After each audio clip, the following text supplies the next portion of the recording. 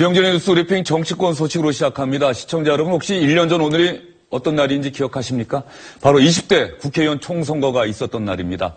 시간 정말 빠르게 지나죠. 지난 1년 동안 대한민국은 예상하지 못했던 큰일을 겪었습니다. 현직 대통령이 헌정사상 처음으로 파면당하는 일도 있었고요. 원래 12월에 치러져야 할 대통령 선거가 그래서 다음 달 9일로 앞당겨졌습니다. 오늘로 대통령 선거는 꼭 26일 남았습니다. 정치평론가 박상원 박사, 박창환 장한대 교수 나오셨습니다. 두 분 어서 오십시오. SBS 보도국 정치부의 민성기 기자도 함께합니다. 민 기자 어서 오십시오. 안녕하세요. 이번 대선의 또 하나의 승부처로 꼽히는 것이 바로 텔레비전 토론이죠. 텔레비전 첫 토론회가 오늘 밤 10시에 SBS를 통해서 생중계됩니다. 그런데 사실은 녹화 방송이어서 이 토론회는 실제로는 오전 10시부터 진행이 됐습니다. 오늘 밤 10시에 SBS 채널 고정해서 한번 꼭 보시기 바라고요. 과연 첫 TV 토론회 분위기는 어땠습니까? 좀 상당히 열기가 있었습니까? 최근에 본 토론회 가운데서는 가장 열기가 뜨거웠던 토론회였던 것 같습니다. 그러니까 5번의 이제 후보들 간 토론회가 지금 예정돼 있는데 첫 토론회이기 때문에 서전서부터 밀리지 않겠다. 이런 후보들의 기세가 대단했습니다. 예. 그러면 지금 영상이 나가고 있는데요. 지금 문재인, 심상정, 유승민, 안철수, 홍준표 후보가 나란히 서서 사진 촬영에 응하고 있는 모습입니다. 오늘 오전 SBS 상암 프리즘 타워에서 진행이 된 거죠? 타운 10시 조금 넘어서 시작을 해가지고 1시쯤 끝났습니다, 녹화가. 예. SBS와 기자협회가 공동으로 주최한 토론이고 SBS 8시 뉴스 앵커인 김성준 보도본부장이 진행을 맡았고요. 혹시 이 오늘 토론회 영상 밑그림으로 나가고 있는데 이 관련한 후보들의 발언이나 이런 것들은 오늘 밤 10시 혹은 조금 당겨져서 8시 뉴스에 나갈 수 있을지는 저는 잘 모르겠습니다. 녹화 중계 방송이어서. 어떻습니까? 지금 풀을 어떻게 할 것인지 가지고 지금 논의를 하고 있습니다. 예. 이 녹화 중계를 선택하는 바람에 조금 고민거리가 좀 생긴 것 같은데 원래는 보통 생중계로 하는데 말이죠? 이게 아침 10시로 일정이 조율이 돼서 아침 10시는 대부분의 유권자들이 일을 하고 있는 때이기 때문에 또 많이 볼 수 있도록 하기 위해서 밤 10시로 방송 시간을 변경한 것으로 알고 있습니다. 지금 자막이 나가고 있습니다. 오늘 밤 10시 SBS가 녹화 방송합니다. 기자협회와 SBS가 초청하는 대선 후보 첫 텔레비전 토론회 많은 시청 바라겠습니다. 사실 오늘 토론회에 임하는 후보들의 각오도 남달랐을 것 같은데요. 아직까지 토론회는 두 분은 보진 못하셨고 텔레비전 토론이 왜 중요할까요? 통상 전문가들은 우리가 이제 87년, 92년 한 20년 정도 시간을 돌리면 대선 때 흔히 등장했던 게 100만 명을 동원했다. 김대중 선생 광주 가서 100만 명, 김영삼 수영만에서 100만 명 이런 이제 주로 유권자 동원 방식이 많았는데 이제 그런 정치 문화는 사라졌죠. 사라졌고 이제 국민들이 이제 변별력을 가질 수 있는 게 이제 TV 토론인데 통상 전문가들은 TV 토론이 자기 핵심 지지층을 강화하는 효과는 있지만 전환하는, 표심을 바꾸는 효과는 없다라고 얘기를 했는데 재미있는 조사를 제가 하나 봤습니다. 2012년 세 차례의 TV 토론이 있었는데 한국정당학회에서 R&R 이제 조사를 한 게 있습니다. 그런데 한 번 이상 시청을 했다는 그 유권자가 96.7%가 나왔고 후보를 바꿨다라는 게 8% 정도가 나왔습니다. 그렇다고 본다면 전문가들이 일반적으로 얘기하는 전환 효과는 약하지 않느냐 했는데 막상 조사를 하니까 8% 정도는 TV 토론을 보고 후보를 선택하거나 지지 후보를 바꿨다는 얘기가 나오는 것이기 때문에 두 가지가 있는 게 하나는 TV 토론 외에 국민들이 후보에 대한 변별력을 가질 방법이 마땅치 않다는 것이고 실제로 조사를 해보면 토론을 통해서 8% 정도가 움직인다는 얘기면 후보들 입장에서는 사활을 걸고 TV 토론에 임할 수밖에 없겠죠. 예. 박창환 교수님 보시기에 텔레비전 토론이 대선 결과에 미치는 영향 어느 정도로 보십니까? 2000년 이후 대선을 보면은요, 한 달 전 여론조사 결과가 그대로 결과로 이어졌습니다. 그러니까 한 달 전이면은 본격적으로 이제 후보들 간의 토론이 이루어지는 과정인데 그 토론을 통해서 유권자들의 변화가 없었다라는 거죠.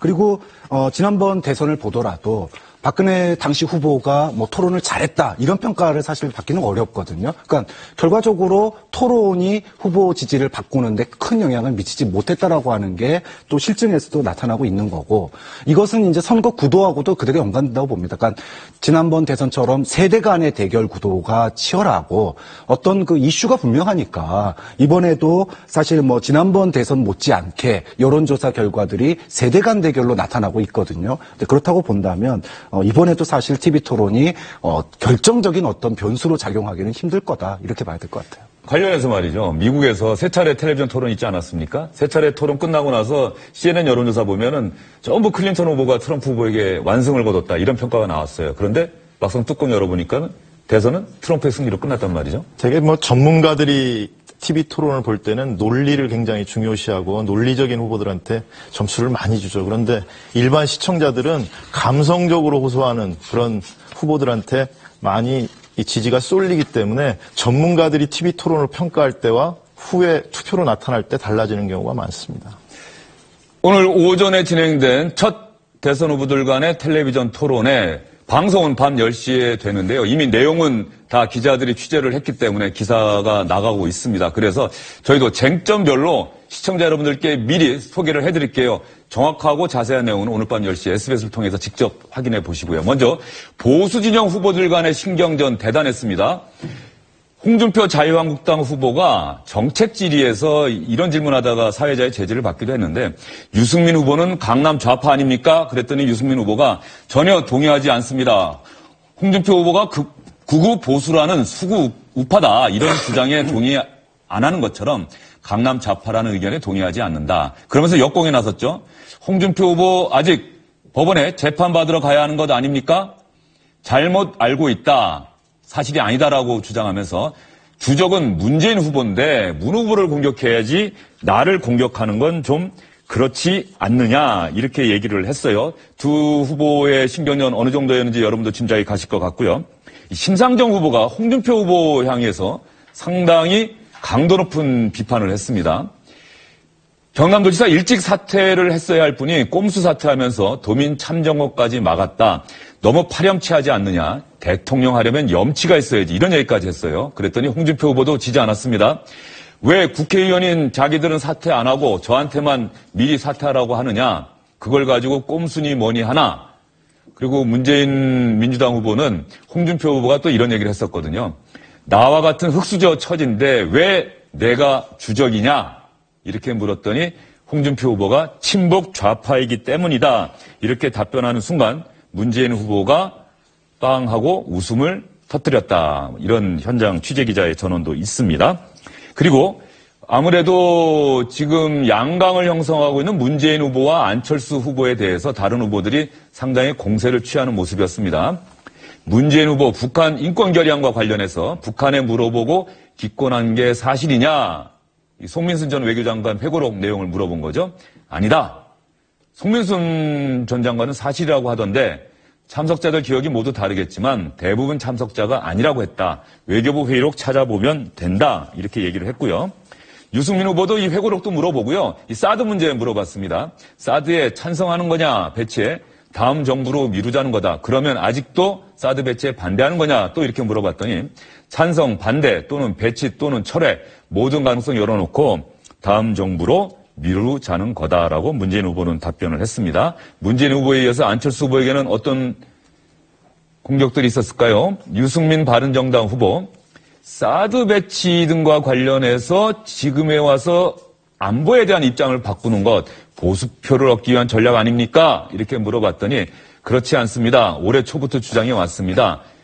이렇게 주장하는 것은 상황이 바뀌었기 때문입니다. 라고 답변했고요. 홍준표 자유한국당 후보는 사드도 왔다 갔다. 민주당의 이중대가 국민의당인데 지금은 합당 안 한다고 하지만 나중에는 하는 것 아니냐. 이렇게 또 찔러봤더니 안철수 후보는 그럴 리 없다. 지난해 총선에서 국민들이 돌파력을 보여줬고 지금도 돌파력을 보여주고 있다. 이렇게 답변을 했습니다. 문재인 후보와 안철수 후보 간의 신경전도 당연히 있었겠지요. 문재인 후보가 먼저 이렇게 질문을 던졌습니다.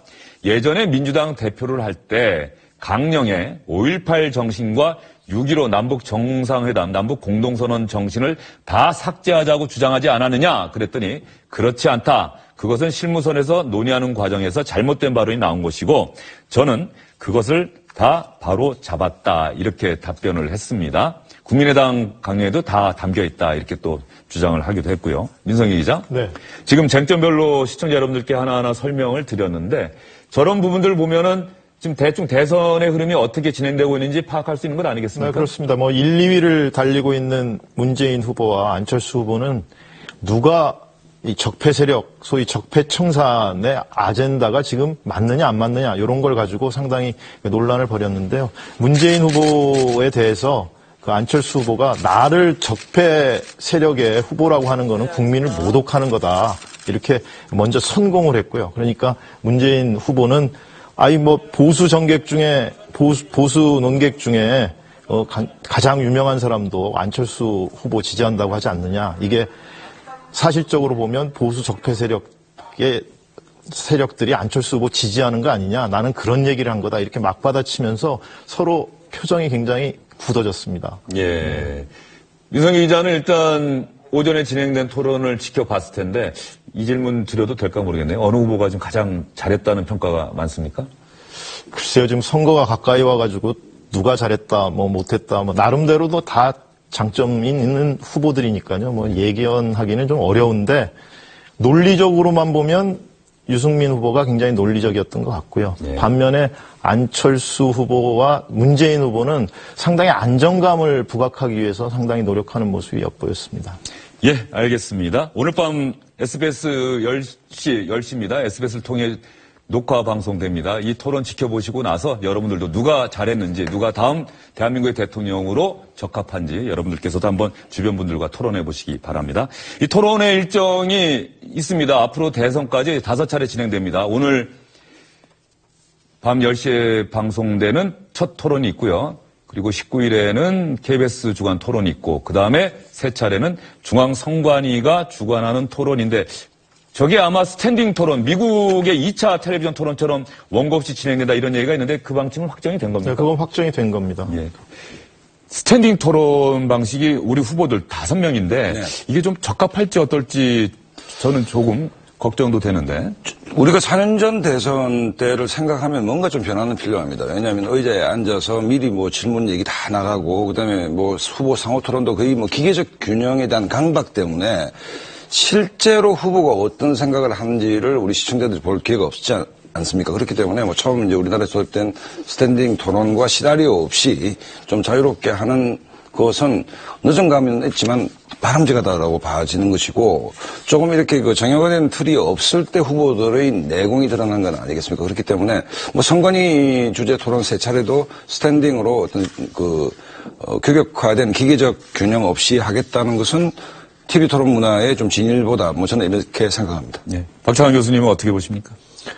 스탠딩 토론을 통해서 국민들이 조금 더 정형화된 토론이 아니라 자유롭게 후보들이 어떤 생각을 가지고 있는지가 표출될 수 있다 그러면 좀 그나마 좀 다행이다 이렇게 생각을 합니다. 네. 사회자가 개입할 수 있는 여지가 최소화되는 그런 토론이 정말 바람직한 토론인 것 같습니다. 스탠딩 토론의 그런 형식도 모양새도 중요하지만 어떤 규칙에 따라 운영하느냐가 굉장히 중요한데 이번 선관위에 주최하는 토론회는 소위 시간 총량제 자유 토론이라 그래가지고 지금 우리 공중파가 하고 있는 SBS도 하는 토론 방식 중에 주도권 토론과 굉장히 유사한 방식인데요. 그러니까 18분 시간을 주고 그 후보가 자유롭게 질문을 주고받을 수 있도록 그런 부분을 늘려가지고 각 후보들이 자기가 하고 싶은 말 그리고 자기가 공격하고 싶은 부분을 다 할 수 있도록 그렇게 여유를 많이 준 게 이번 대선 토론의 특징인 것 같습니다. 네.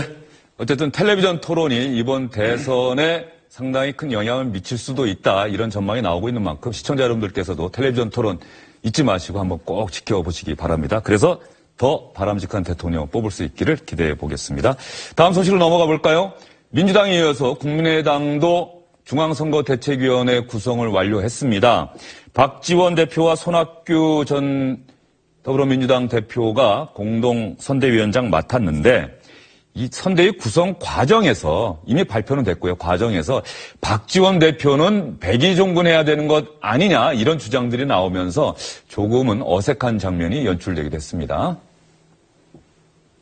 지금은 구시대를 접고 새로운 시대를 여는 국민혁명 중입니다. 저는 국민혁명을 치열하게 완수하기 위하여 공의로서 요구합니다. 박지원 대표께서는 이번 선대위에 참여하지 마시고 백의종군 해주실 것을 정중하게 요청합니다. 박 대표께서는 그동안 당의 최일선에서 큰 역할을 하셨습니다. 그러나 지금은 후방에서 지혜와 경륜을 발휘해 주실 때입니다. 저도 선대위 참여를 하지 않고 백의종군하면서 안철수 후보와 국민의당 승리를 위하여 모든 것을 다 바치겠습니다. 충정어린 직원 요구를 100% 지지합니다. 우리 박지원 대표께서는 늘 선당 후사를 강조해 오셨습니다. 이걸 몸소 실천하실 최적기라고 지금 판단합니다. 황교안 의원은 원래 박지원 대표와 좀 사이가 안 좋다 이런 얘기가 많았죠. 옛날 민주당을 같이 할 때도 사이가 별로 좋진 않았습니다. 박지원 대표가 어쨌든 저런 주장받고 같은 자리에 있지 않았습니까? 어떤 반응 보였습니까? 특별한 반응은 보이지 않았고요. 중간에 잠시 좀 앉아있기가 불편했던지 잠시 나갔다 들어왔습니다. 예. 이 국민의당 상황은 우리 박장한 교수께 여쭤볼게요. 네. 어떻습니까? 결국 이게 안찍박인가요? 네. 지금 안철수 후보가 대구 경북 이런 데서도 지지율이 올라가는데 안철수 찍으면 박지원 대표가 상황이 된다. 네. 이런 말이 돌다 보니까는 저런 또 당내에서 요구가 나오는 거겠죠? 네. 근데 이런 논리가 결국은 박지원 대표를 띄워주는 게 아니라 안철수 후보가 결국 대통령 되면 허수아비 되는 거 아니냐. 그러니까 안철수 후보를 깎아내리는 그런 논리거든요. 근데 여기에 당에서 호응을 한다? 그게 썩 보기 좋은 내용도 아니고요. 그리고 이 박지원 대표는 햇볕 정책에 대한 상징성이 있는 사람입니다. 즉 박지원 대표를 후손으로 뒤로 물린다는 거는 우클릭을 한다라는 건데 그렇게 되면은 호남이나 소위 그 호남에서 주도권 경쟁, 민주당과의 주도권 경쟁에서 얻는 게 있는 것만큼 잃는 것도 있다. 그래서 지금 이런 그 백의종군 요구가 과연 양 득실을 다 따져봐야 될 때이지 이거를 갖다가 우클릭의 어떤 표현으로만 나타난다 그러면 오히려 이것이 해가 될 수도 있는 그런 양날의 칼이죠. 국민의당만 그런 게 아니라 민주당도 사실은 중앙선거대책위원회 구성하면서 상당히 큰 진통을 겪었습니다. 그래서 지난 10일에 있었던 선대위 첫 회의에서는 문재인 후보와 추미애 대표 모두 이 선대위 구성 과정에서 있었던 갈등과 관련해서 이런저런 얘기를 하기도 했죠. 최근 선대위 구성과 관련된 당내 갈등은 정권 교체를 염원하는 국민들 앞에 송구하고 면목없는 일입니다. 어제를 끝으로 인선이나 자리를 놓고 어떤 잡음도 있어서는 안 된다는 강력한 당부를 드립니다. 통합과 화합을 저해하는 걸림돌이 있다면 제가 직접 나서서 치우겠습니다. 우리 추미애 상임선대위원장께 각별한 부탁을 드립니다. 또 각 캠프 책임자들과 상의해서 소외감을 느끼는 분이 한 분도 없도록 좀 잘 챙겨주시기 바랍니다. 당 중심 개선은 우리 당 정당 사상 유례없는 길을 걷는 것입니다. 처음이기에 다소 혼선도 있었고 오해도 있을 수 있습니다만 오로지 국민 대통령 문재인 새로운 대한민국을 만들기 위한 당의 충정이자 전략이었고 원칙이라는 점을 다시 한번 천명해 드립니다. 두 사람의 말만 들어봐도 말이죠. 이번 그 진통이 추미애 대표가 인선을 주도를 했고 그래서 진통이 있었다라는 거를 짐작하게 하는 발언들이네요. 전체 인선을 모두 추미애 대표가 주도를 했다고 보기는 어려울 것 같고요. 그러니까 자리를 좀 나눈 거죠. 그래서 소위 상황본부장은 추미애 대표 쪽에서 인선하는 걸로 서로 합의가 됐는데 추미애 대표가 이제 김민석 전 의원을 상황본부장에 임명을 했습니다. 그러니까 386의 옛날에 386의 대표주자였던 그 전 의원인데 근데 친문 진영에서는 특히 문캠프에서는 별로 탐탁하지 않았던 것 같아요. 지난 그러니까 노무현 대통령이 대선에 출마했을 때 김민석 의원이 당시 야당을 탈당해가지고 정몽준 후보 캠프로 간 적이 있습니다. 그러니까 친문 진영에서 봤을 때는 일종의 옛날의 배신자인 거죠. 그러니까 좀 탐탁하지 않은 것 같아서 그 친문 진영이 반발하면서 이런 논란이 불거지기 시작했습니다. 그런데 여기서 드는 궁금증이 있어요. 도대체 선대위가 뭔데 선대위 인선을 갖고는 매일 이렇게 잡음이 나오는 거죠? 선대위 들어가야 만약에 대선에서 승리하면 뭐 한 자리 할 수 있다 이런 것 때문인가요? 그 기대감이 본질적인 거. 10년 전 MB 안국동 캠프에는 뭐 명함을 진짜 진성 선거 캠프 명함은 따로 있고 뭐 가짜 명함 따로 있고 뭐 이럴 정도로 명함까지 통제를 했는데 어쨌든 지금 우리가 뭐 제왕적 대통제의 폐해를 지적하고 있지만 문재인 후보가 당선된 것을 전제로 했을 때 아니면 안철수 후보가 당선되는 걸 전제로 했을 때 이 선거 캠프에서 명함 하나 갖고 있지 못하다면 뭐 그게 판단할 수 있겠습니까? 그렇기 때문에 뭐 이게 굉장히 이제 부딪히는 부분도 있는 것이고 제가 간접적으로 들은 문제는 내년 5월 지방선거에서 서울시장 후보 문제를 가지고 뭐 추미애 대표와 뭐 또 기싸움도 있다 뭐 이런 얘기가 있는데 어찌됐든 대통령 선거에서 선대위를 짜는 것 자체가 굉장히 뭐 불협화음이 없을 수가 없습니다. 당내 개파간의 뭐 알력과 파워 게임이 작용하기 때문에. 다만 이제 문재인 후보 같은 경우에는 안철수 후보의 협공을 받고 있는데 뭔가 좀 이 선거 캠프를 국민들이 좀 놀랄 정도로 좀 포용성을 발휘해서 전체적으로 뭐 안희정 지사가 도지사를 사퇴하고 도와줬으면 좋겠다 이런 말만 할 게 아니고 실제로 좀 친문 핵심의 배타성이 거의 없구나 하고 느낄 정도로 캠프를 짰으면 어땠을까 하는 아쉬움은 좀 있습니다. 네, 민주당과 국민의당 선대위 구성 놓고 진통은 있었지만 일단 선대위 구성됐습니다. 이제는 대선 선거 전에 집중하겠다 그런 입장이고요. 어제 있었던 재보궐선거에서 경북 상주 지역 국회의원 보궐선거가 상당히 큰 관심을 모았는데 자유한국당의 김재원 후보가 완승을 거뒀습니다.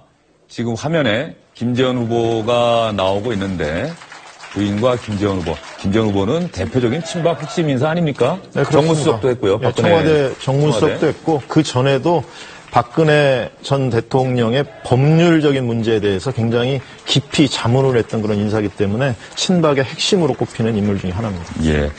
홍준표 후보 김재원 의원을 비롯해서 대구 경북 지역 재보궐 선거에서 자유한국당이 전승 거뒀다 이런 부분도 상당히 강조하고 있는데 그래서 페이스북에 감사의 글도 올렸더라고요. 홍준표 후보는 페이스북 참 자주 하는 후보인데 대구 경북 지역에서 자유한국당 후보가 전승을 할 수 있도록 도와주셔서 감사합니다. 보수 우파들이 분열하지 말고 자유한국당 중심으로 뭉칩시다. 홍준표를 찍어야 자유 대한민국을 지킬 수 있습니다. 이번 재보선 자유한국당이 전국에서 가장 많은 당선인 배출했다. 네. 대선에 영향을 미칠까요? 아니면 그냥 재보선이기 때문에 그 특수성을 감안해야 할까요? 일단 TK 지역이 이제 유승민 후보와 홍준표 후보 간의 뭐 헤게모니 싸움이 치열한데 여기서 이제 김재원 의원이 이겼다는 것은 홍준표 입장이나 자유한국당 입장에서는 그야말로 이제 그 망해의 성과인 것이고 사실 바른정당은 좀 참담한 뭐 결과가 나왔기 때문에 TK 주도권 싸움이 치열한데 이 부분에서 모처럼 홍준표 후보나 자유한국당 입장에서는 좀 웃을 일이 생긴 게 아닌가 이런 생각이 들고 저쪽 김재원 의원 지역은 사실은 좀 안타까운 게 기본적으로 김재원 의원과 성현환 후보의 이파전이다라고 했고 그다음에 바른정당 후보가 인지도가 워낙 약했었는데 유승민 후보가 여기서 올인한 듯한 모습을 좀 보여줌으로써 오히려 당에 좀 큰 타격이 온 게 아닌가 뭐 이런 생각도 듭니다. 예. 홍준표 후보 이야기가 나왔으니까 홍준표 후보가 뭐 얼마 전에 페이스북에다가 젊은이들에게 내가 너희들의 롤모델인데 왜 나를 싫어하나 이런 글을 올려서 또 상당히 큰 화제가 되기도 했었는데 이 비호감 분위기가 좀 있다 이런 얘기가 많이 나오다 보니까 홍준표 후보가 뭐 방송에 출연해서도 그렇고 자신이 페이스북에서도 그렇고 이런저런 얘기를 했습니다.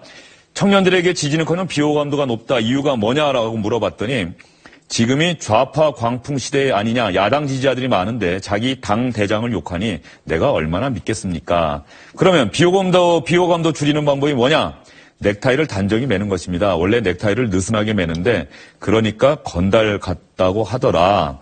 넥타이를 단정히 매도 비호감도가 줄어들지 않으면요. 개선이 안 되면 그것도 제 복이니 할 수 없습니다. 박찬원 교수님. 네. 홍준표 후보 주영진의 뉴스 브리핑도 출연했었는데 그때도 이 넥타이 제대로 안 맸었거든요. 네. 제대로 매면 답답하다고. 어떻습니까? 이 진단 약간 홍준표 후보다운 분석이기도 한 것 같은데. 이거 뭐 자기는 노력하고 있는데 아니면 말고 이렇게 접근하면은 과연 청년들에게 다가갈 수 있겠습니까? 넥타이를 바로 매느냐 조금 풀러 매느냐 이 차이가 아니고요. 오히려 넥타이를 벗어 던지고 청년들 속에 들어가서 청년들의 목소리를 듣고 그들의 목소리에 대답하는 자세가 필요한데 자기가 노력했는데 안 되면 내 복이다라고 얘기한다는 거는 전혀 청년들이 오기 전까지는 자기가 다가갈 의사가 없다라는 거예요. 이것이 청년들 입장에서 보면은 이게 비호감인 거죠, 사실은. 그래서 뭐가 문제인지를 아직도 모르고 있는 게 아닌가라는 생각이 듭니다. 오늘도 여론조사 결과가 발표된 게 있습니다. 지금 홍준표 후보의 뭐 비호감도 이런 부분 관련해서 여론조사 일정 부분을 보여드렸는데요. 여론조사 결과 보여드리겠습니다. 일단 리얼미터가 오늘 발표한 겁니다. 문재인 후보와 안철수 후보가 비슷하게 상승했고요. 근데 격차는 최근에 나왔던 여론조사 결과와는 좀 다르네요. 안철수 후보가 이기는 여론조사도 있었는데 리얼미터에서는 적어도 한 8%포인트 가깝게 문재인 후보가 앞서는 것으로 나타났고 그다음에 홍준표, 심상정, 유승민 순으로 나왔습니다. 이 자세한 내용은 제가 계속 말씀드리는데요. 중앙선거 여론조사 공정심의위원회 홈페이지 참조하시고요. 또 하나 말씀드릴 게 있어요. 중앙선거조사 공정심의위원회 홈페이지 가시면 이 여론조사 기관들이 여론조사 발표했다가 이런저런 실수를 해서 이 심의위원회로부터 경고나 징계받는 내용도 다 있습니다. 그런 내용들까지 여러분들 꼭 확인하셔서 여론조사를 철저하게 참고자료로만 활용하시기 바랍니다. 3자 가상대결 여론조사에서는 문재인 후보가 좀 올랐고 안철수 후보는 지난주와 똑같고요. 격차는 한 10%포인트 가깝네요. 홍준표 자유한국당 후보는 8.8%로 나왔습니다. 양자 가상대결 조사 결과 보여드릴게요. 이 경우에는 두 후보가 모두 오르긴 했는데 격차는 8%포인트 가깝습니다. 또 문재인 후보와 홍준표 후보가 가상대결하는 경우에는 56.3 대 22.7 이렇게 나왔고요. 다른 곳 여론조사 결과도 여러분께 보여드릴게요. 한국리서치와 RN서치 여론조사 결과는 또 어떻게 나왔을까요? 이 JTBC를 통해서 어제 저녁에 보도가 됐는데 여기서는 안철수 후보가 또 1위로 나타났습니다. 격차는 무의미한 수치긴 합니다만 38.3 대 문재인 후보 38, 홍준표, 심상정, 유승민 순으로 나타났습니다. 그리고 데일리안 여론조사 결과는 6자 대결 김종인 전 후보는 사퇴를 했는데 들어가 있네요. 42.3 대 37, 5%포인트 가깝게 문재인 후보가 앞서는 것으로 나타났고 홍준표, 심상정, 유승민. 민성 기자, 대략적으로 보면은 그 흐름은 비슷하게들 나오는 것 같긴 한데 다만 그 격차가 좀 차이가 있거나 그런 것 같습니다. 네, 격차가 차이가 있는데 저 여론조사를 잘 보면 유선 전화를 몇 %하고 무선 전화를 몇 % 하느냐 여기에 따라서 상당히 격차가 차이가 납니다. 그러니까 적은 곳은 한 무선 전화를 기준으로 볼 때 한 55%에서 많은 곳은 한 90%까지 비율을 놓는데 리얼미터가 지금 문재인 후보가 가장 앞서가는 걸로 나오잖아요. 리얼미터의 경우에는 무선 전화가 90%입니다. 그러니까 무선 전화가 많을수록 유선 전화에 비해서 조사 대상에 무선 전화가 많을수록 문재인 후보한테 유리한 결과가 나오고 있고 무선 전화 포션이 적을수록 안철수 후보한테 유리한 그런 통계 결과가 나오고 있습니다. 네, 여론조사 결과를 시청자 여러분들 참고하시라고 저희가 나올 때마다 보여는 드리고 있는데요. 다시 한번 말씀드리겠습니다. 정확한 내용을 알고 싶고 흐름을 알고 싶고 혹시 이 여론조사 기관 믿을 만한 데인지 아니면 아닌 건지 그런 거 확인하기 위해서는 중앙선거 여론조사 공정심의위원회 홈페이지 꼭 들어가서 한번 확인해 보시기 바랍니다. 오늘 세 분과 말씀은 이쯤에서 정리를 하도록 하겠습니다. 오늘 수고하셨습니다.